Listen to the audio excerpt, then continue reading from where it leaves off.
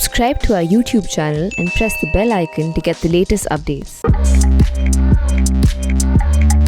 I'm with Declan Walsh, the New York Times correspondent, currently based in Cairo, in Pakistan for about a decade, from 2004 to 2013, first with the Guardian newspaper and then with the New York Times, who's written a book called The 9 Lives of Pakistan, Dispatches from a Divided Nation. So Declan, first of all, congratulations for writing a book about a country that is, quite incredible, as you say in your book. And like I said, every self-respecting Indian journalist living next door wants to work in Pakistan and cover this country. But tell us, first of all, you call it 9 Lives of Pakistan. What made you decide upon this title?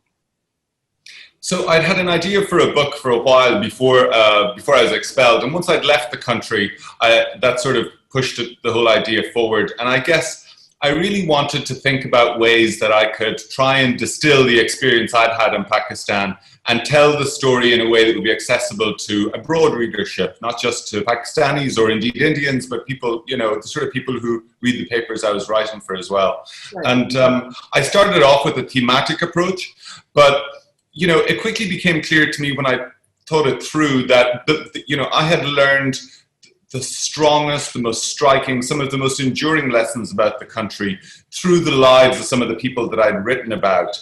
And even though I was fascinated by the history of the country and all the sort of great enduring themes of identity and religion and power and so on, I realized that I wanted to tell those stories through some of the people I'd met. And you got to remember, the period when I was there was this incredibly explosive period. One thing after another was happening. So you had Pervez Musharraf was toppled, Benazir Bhutto was killed, Osama bin Laden was located and killed as well, the Taliban rose. And so, it seemed that the question was not whether to use characters, but rather which characters to use.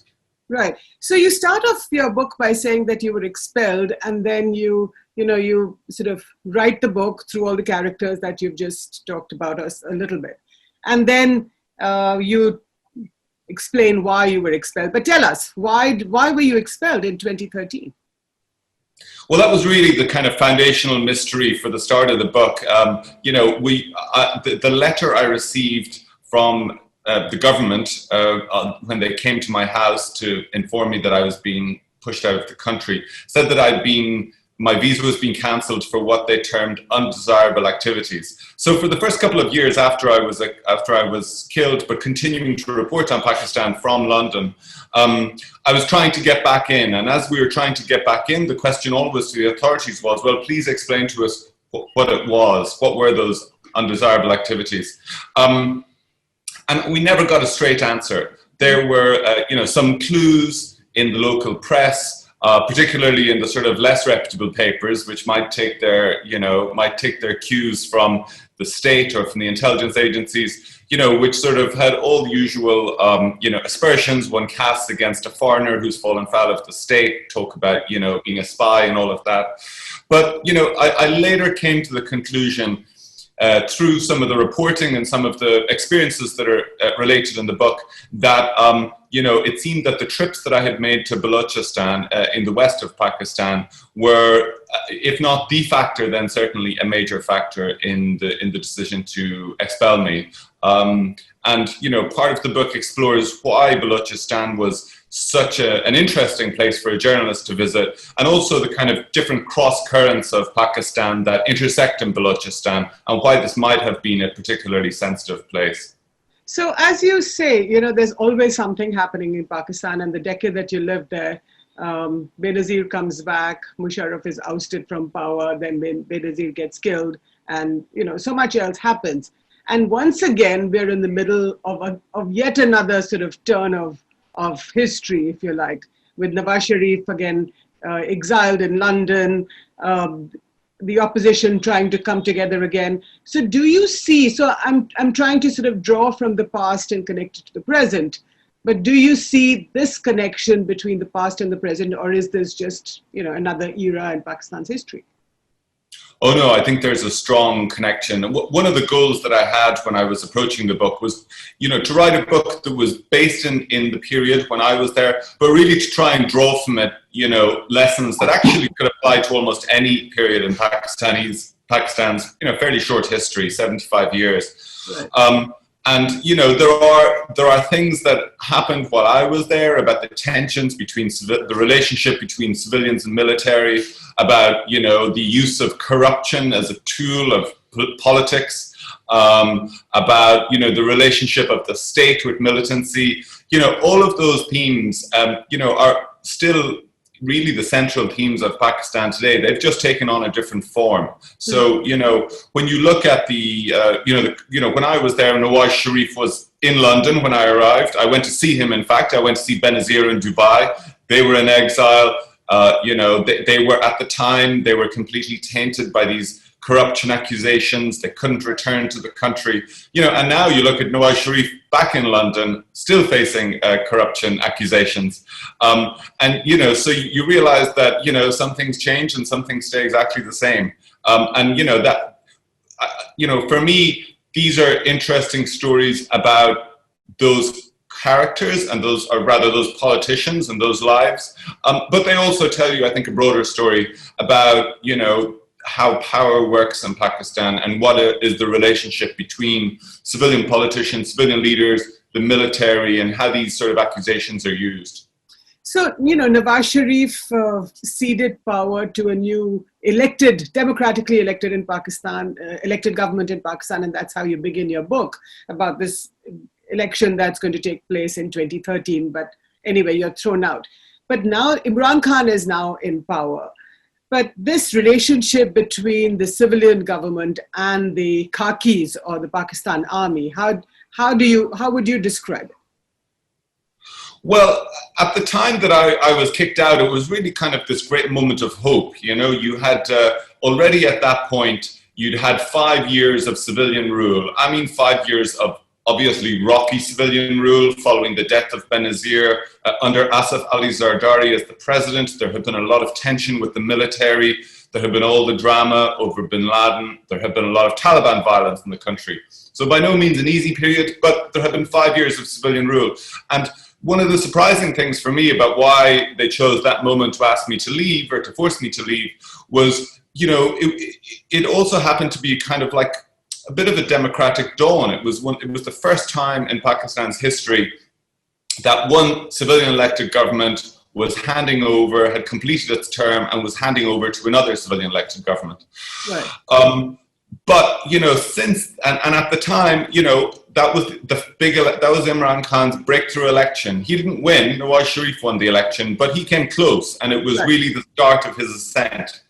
And I could see at that time that Imran Khan embodied so much hope for young Pakistanis. He excited an awful lot of hope among young people who thought that this was going to be a break from the past. And, he spoke in a language and he brought a sort of glamour and a sensibility to politics that was so appealing to a lot of young people.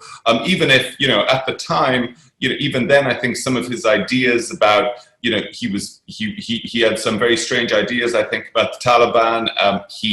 What are these ideas? Well, I had been to see him at his house in Islamabad once, and I'd interviewed him a couple of times before that as well. And, his view at the time was that the Taliban were the Afghan Taliban certainly were misunderstood. He was very invested in this idea about Pashtun culture. Because his family have Pashtun roots, he thought that he presented himself as someone who had, a particularly sort of inside knowledge about that. He talked about the gun culture. In some ways, some of the things he said reminded me of some of the things I'd read in books written by British colonial officers about Pashtun culture. So, he was seen basically as being soft on the Taliban. He had publicly opposed the military's operations in the Swat Valley and in other parts of the frontier. And so, his critics called him Taliban Khan. I don't think that was quite right. But, that was the perception of him. And also there was a perception that he was too close to the military and that he would do their bidding if he ever got into power. Did you agree with that perception? Well, I think if you look, I think we shouldn't look at perceptions. We should look at what's happened over the last 2 years. Right. And you do see that under Imran Khan's premiership, the military are certainly stronger now than they've been, in some respects, certainly since Musharraf, and maybe even in some ways stronger than they were during Musharraf. They have, the military has, control over the main national security issues of, India, Afghanistan. They are, in the driving seat with China, the relationship with China. And there's also been this absolutely fearsome crackdown on the press that is unlike anything I saw during the time that I was there. That is all, and, while the government and Imran Khan will say that there's no problem with the free press and that, that things are as good as they've ever been, the evidence doesn't bear that out. And so, I think if you look at that, you got to see that certainly the military, the security state is strong in Pakistan at the moment. And, Pakistani commentators are talking about this as a period of hybrid governance, that, you have the politicians and the military sort of ruling together, so to speak. Right. So, you were expelled from Pakistan, but as you say in your book, the media, even at the time, and you talk about several characters, some of whom I know quite well, like Hamid Mir. So while as a foreigner, you were thrown out of the country, but at least you left with your, you were alive and well when you left. But, people like Hamid Mir, who was, there was an assassination attempt on him as he drove from Karachi airport to his offices at Geo News. Salim Shehzad, another correspondent, was killed. So what do you make of this? Why is the Pakistani media always under there's always this confrontation of at least parts of the Pakistani media with this confrontation with the so-called deep state? And of course, our good friend Najam Sethi.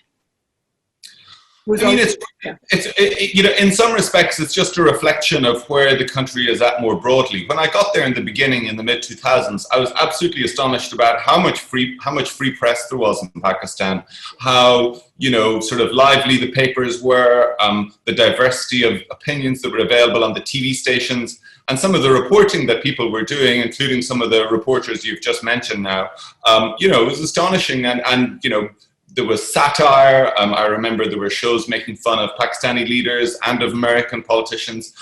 But, I think what you saw was in the late 2000s, the army certainly, and the authorities more generally, suffered so many blows to their prestige with these terrorist attacks by the Taliban, with the, many entanglements and clashes with the Americans, the great humiliation of Osama bin Laden. And in my view, you had a period from about, certainly after bin Laden, which was really a turning point, I think, where, you saw the state and the military, really seeking to reestablish their prestige, reestablish their authority. So, you've got the country going in two directions at the same time. You have it going down the democratic route, where there is one election followed by another election. On the other hand, you see the military really sort of, pulling the reins tighter. And the way they did that was by seeking to control the narrative about the country, about the stories that Pakistanis told the world about themselves, about the stories that other people were able to tell the world about Pakistan. And so, they started to go after the Pakistani media. What happened to me, as you said, was really very small in the bigger scheme of things, but compared to the risks the Pakistanis have faced. Yeah. Why was Osama bin Laden's death a turning point in Pakistan, as you say? Because it was, a huge. It was an embarrassment and a humiliation. And of course, if you recall at the time, the big question was, was the state complicit or incompetent? And do you think the state was complicit, or do you think that they just didn't know that he was there, an old man living with his several wives and kids? There's been a lot of people who've tried to prove or who've been convinced that they must have been complicit, and nobody has yet turned up a piece of evidence to prove that. It doesn't mean it didn't happen at some point, but when you try to seek an answer to that question, you start getting into the intricacies of the security services, of the ISI, of compartmentalization, of just whether the left hand is always speaking to the right hand. I actually don't know the answer to that, but I know that, you know, there are a lot of American journalists based in Washington who've, you know, explored this question in great detail, and Steve called for one. Yeah. And they've never come up with an answer. So, you know, you got to think maybe it is possible that he was just living there and very few people knew about it. Yeah, that's in, you know, Steve Call's book, Directorate S, in which he talks about this very secret sort of, you know, service inside the ISI. And I think his point in his book is that one part of the ISI knew, but the other part may not have known it, so that they were sort of, you know, trying to... I'm not sure he even got that far. I mean, I think, you know, the other thing to think about is, you know, I work for an American newspaper, and in Washington, if something about American national security that is this embarrassing, you know, if that piece of information was available on the Hill or in Washington, very often it leaks out sooner or later. And so I've been waiting for the years to see if some piece of information about bin Laden would leak out, and it hasn't happened yet. So the Americans didn't know? Like I said, there's just been no evidence so far to prove that the ISI knew, for sure. So, you know, but you were talking about how this was a turning point in the history of Pakistan, the death or the killing of Osama bin Laden. I mean, I think it's certainly, obviously it's a turning point in terms of the relationship with the US. And I think, you know, it coincided with a couple of other things. It was around that time that the army started to turn the corner on the Taliban insurgency. You know, I mean, it took a number of years after that, but it started to turn. And also, you got to remember the geopolitics shifted. You know, China strengthens its ties with Pakistan, and after bin Laden, you know, the American motivation or the American need to be so engaged with Pakistan started to diminish. And I think also, you know, you had the drone campaign in the tribal belts that was being, well, debatable just how successful it was in the holistic sense, because there were many negative impacts. But, you know, in sort of short-term tactical sense, it had taken out many of the Al-Qaeda fugitives who were there. So, you know, a number of things, as ever with history, I guess, right? You know, many things are happening at the same time. It's hard to say that one thing was the central turning point. But when I was thinking back on this, it really struck me that, you know, certainly from around that time, you saw the plates shift in Pakistan a little, and the country changed its orientation. The relationship with the Americans changed, and so on. And I think, you know, inside the country, you had this incredibly, you know, you had a humiliation. Don't forget, at that time, I remember, you know, Pervez Ashfaqiani, the army chief, he toured army bases to speak to soldiers after the bin Laden thing, and he confronted, you know, young officers who were openly furious over what had happened. They wanted to know, how is it possible that, you know, this great humiliation had been visited on the country with American commandos rappelling into a house in Abbottabad. So, you know, that was a real crisis point, and I think the army leadership had to, you know, collect themselves and to consciously set about turning the corner. So this schism, in a sense, you know, this fracture within Pakistan, not just between the civilians and the so-called deep state, the army and the ISI, but within the deep state or within the civilian population. You don't see this anywhere else. I mean, you know, you see it in different forms in different countries. I've been reporting on Egypt for the last 5 years. You know, here you also have a deep state. I mean, you know, you have a very strong military. You have ostensibly elections taking place. But the difference is that in a country like this, and I think in certainly other Arab countries that have had a similar setup, you know, civil society is really dying on the vine here. Whereas, you know, when I look to Pakistan, even now, you know, where there are real, you know, these tensions are quite vivid again.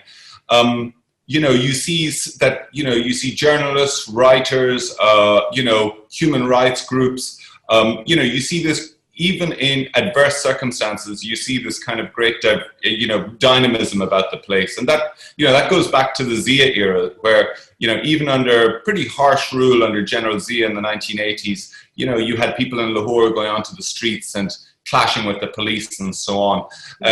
So I think, when you look at how Pakistan is unusual, it kind of cuts both ways. You certainly do have a very strong deep state that has undue influence over the course of the country and its affairs. But you also see this, unusually tenacious, not necessarily always democracy, but certainly democratic instincts and, a strong civil society. That is one of the reasons I think why the country, despite so many predictions of its demise over the years, has always managed to, keep going through.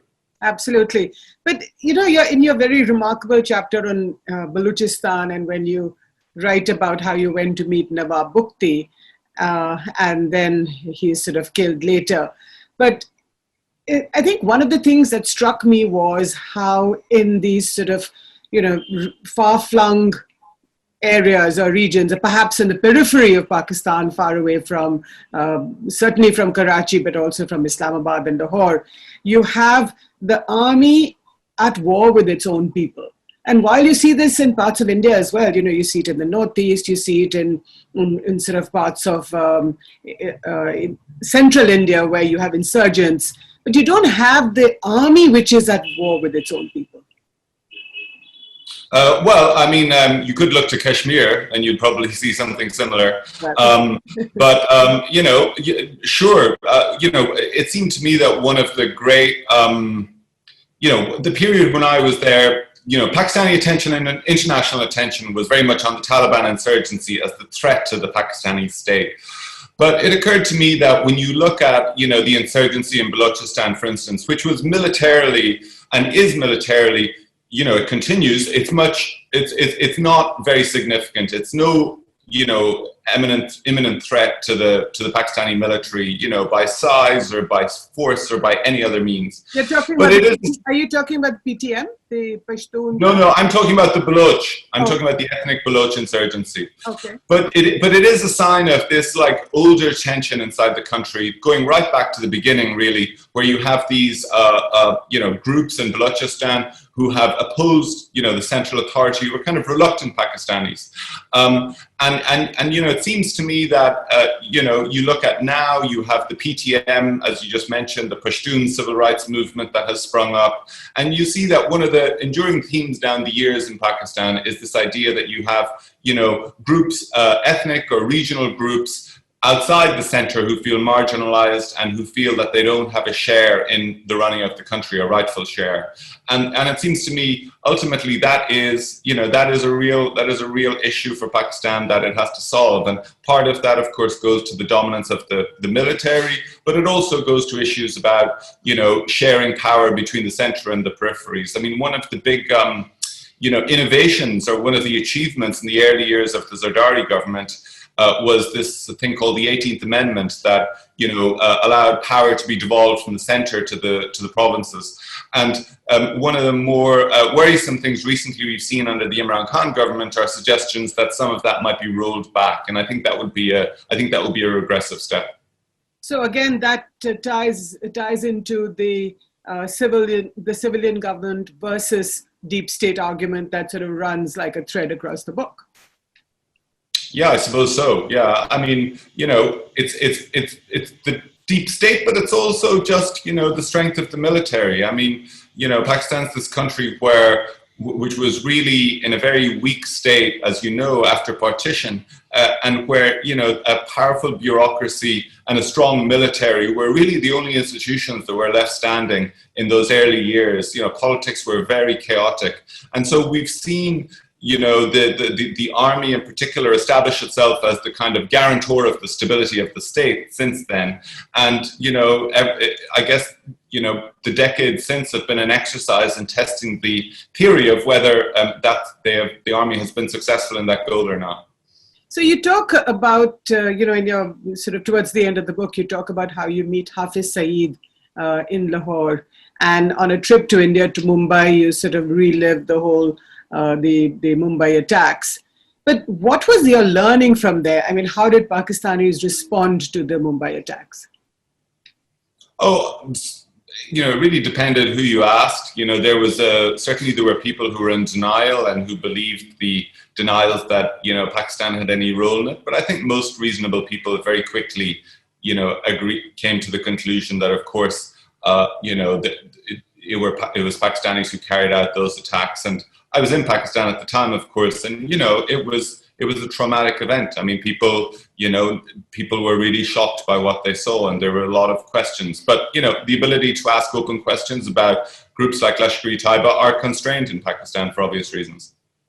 So you asking questions about the Lashkar-e-Taiba, and again, the Salmaan Taseer story about how he asked those uncomfortable questions about Asia Bibi, who was the Christian girl outside Lahore who was accused of blaspheming the prophet, the holy prophet, and yet what do you take away from that? Here was a man, this very sort of powerful governor of the Pakistani People's Party, and yet he put his life on the line to defend a poor old Christian woman. Yeah, I mean, Salmaan Taseer was this, absolutely fascinating person who was, many things.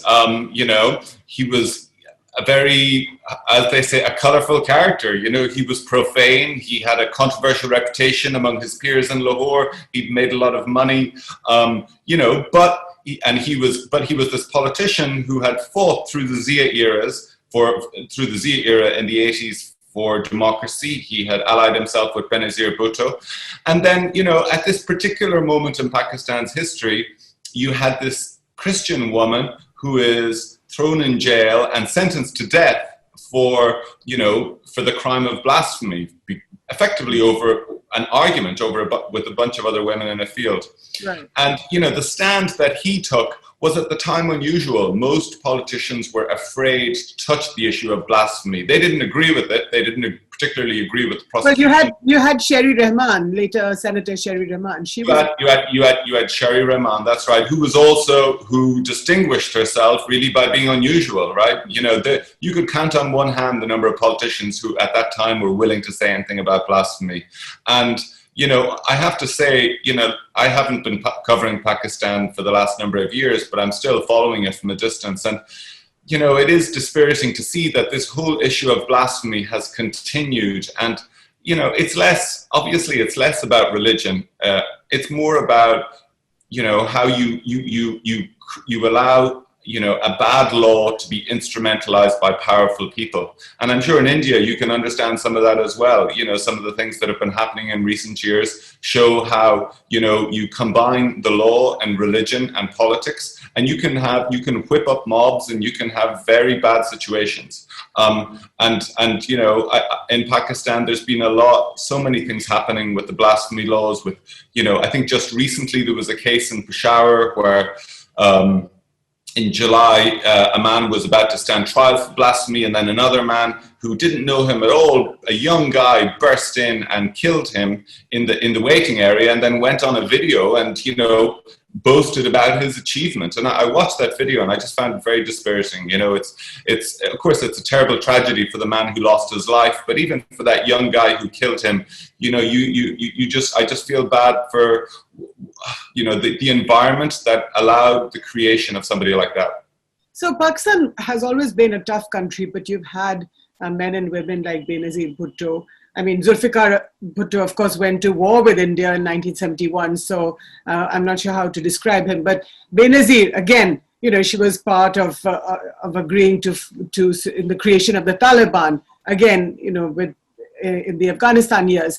But I'm saying Benazir would have stood up against this blasphemy business. But today's Pakistan, you don't have people like that. I mean, Imran Khan certainly is not going to do that. Well, I remember I went to meet Benazir Bhutto in Dubai when she was in exile, and then I was on the plane that brought her back. And, at that time it was, as you'll remember, very contentious even inside the country, even among her own supporters, because she had to do a deal with Pervez Musharraf to get back into the country.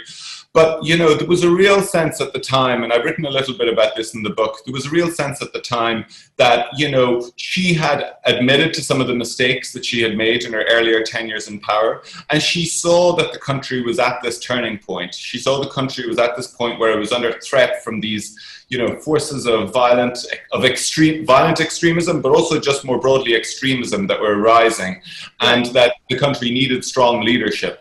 And, you know, whether she would have been able to deliver on those promises had she lived and come to power is, of course, a question we can't answer. But she certainly had, I think, you know, in my view anyway, the right instincts and the right ideas. And, you know, you are right to say that under this present government, I mean, they often have seemed willing to look the other way, or, you know, to be shy about confronting some of these forces. And I think, you know, I think that's a danger, and I think that's a mistake. And that's because the army is becoming even more powerful. Well, I mean, it's partly about the army, but everything is not about the army. It's also just about the forces that are, you know, being allowed to, you know, move to grow in society. I mean, you know, when you have these protests that can take place across Pakistan because there's an entirely spurious accusation of blasphemy against a government minister, and then that government minister has to resign. You know, that's not just about the army. That's about, you know, these groups that have gained power. And, you know, look, fundamentalist Islamist groups. In every country, in every society, there are fringe groups and extremist groups. You know, the question is really about what is the role of the state, what is the role of the government and the authorities in, you know, controlling them, or in managing the law, using the law and the tools that's at its disposal. And, you know, I think in Pakistan we've seen the state being ambiguous or weak for various reasons. And I think, you know, ultimately that is probably counterproductive. And another question I had was about the relationship between Pakistan and Afghanistan, and how do you think that has played out since you were there, and well, during the time you were there and since? Well, when I was there, it was very fraught, obviously, because, you know, the Afghan Taliban militants were hiding inside the border in Balochistan and carrying out attacks on NATO forces and Afghan forces in Afghanistan. But there's been a real step change since then. And in fact, that's one of the positive moves in Pakistan in recent times. You know, the Pakistanis are very engaged now with the peace process, with the talks and the negotiations between the Americans and the Taliban and the Afghan government. And, you know, there is an opportunity here for Pakistan now to sort of be seen, they're no longer so much seen as the bad guy in Afghanistan. I'm not sure they're quite seen as the good guys yet, but they're certainly seen as, you know, a potential force for positive change. You know, but I mean, there are still questions ahead. It remains to be seen how things play out in Afghanistan with this peace process. Hopefully, you know, it will not result in a new civil conflict in Afghanistan. But if it did, and you had, you know, the Taliban obviously being one of the parties to that conflict, you know, what would Pakistan do then? I don't know. So I think that there's still a lot to play out. But, you know, there certainly has been positive, very positive moves in the last year in particular on that front. And, you know, at the same time, inside Pakistan, of course, the Pakistani Taliban have mostly been suppressed. So, you know, when I was there were bombs going off in Islamabad regularly and in other cities. That doesn't happen anymore, and that's definitely a good thing. But do you think that the PTM or the Pashtun civil rights movement is a bit like the reluctant Pakistanis that you described earlier, referring to the Baloch, that they also don't feel that that they're not part of the Pakistani sort of state in a sense, or they do not share into the largesse of the state? No, I think there is a distinction. I mean, the Baloch groups have said specifically that they wish to secede from Pakistan. The Pashtun groups are not like that, including the PTM. They say that they just want to have a better place for themselves inside Pakistan. But there's been a lot of protests. You know, people are being picked up, disappeared, and, you know, these MPs or members of parliament, they've been thrown into jail. So there seems to be a lot of disaffection in those parts. Oh, for sure. Absolutely. But I mean, I think you've got to draw a distinction between how they may feel towards the military or the intelligence or the groups that are victimizing them, and how they feel in their identity as Pakistanis more broadly. And I think that if you spoke to them, a lot of them would say that, you know, they feel that this is also their country, that they have a stake in it, and that they are demanding that right, but that they feel that the structures of power are, you know, tilted against them, and they want to correct that. Unlike the Baloch, you would say? Well, the stated policy of the Baloch groups is separatism. You know, now whether they would ultimately be prepared to, you know, if there was some sort of negotiated settlement, whether they would be able to change those ideas, you know, is open for debate. And I think we'd have to see at that point. It's quite possible that that's just that is a slogan for their conflict, but, you know, that they would come to a settlement with the government is highly possible, I think, you know, but I mean, it's, you know, on the face of it, it is a distinction between those two groups. Declan Walsh of the New York Times, thank you so much for speaking to The Print. Thank you for your time.